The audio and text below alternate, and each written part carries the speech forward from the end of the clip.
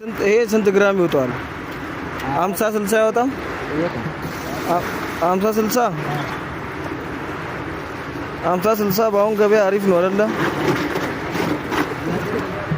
አዎ 60 ግራም 50 ግራም ከወጣ ግራም 25 ሺህ ብር ነው መሰለኝ። ግራም 25 ሺህ ብር ነው አይደል? ስንት ገባ? ግራም ስንት ነው አሁን? 23 ሺህ ብር ነው ግራም። ሻኪሶ 23 ሺህ ብር ነው። ይሄ 50 ግራም ከሆነ በ24 በ23 ማባዛት ነው። አሪፍ ብር ነው፣ ምንም አይልም። አሪፍ ብር ነው።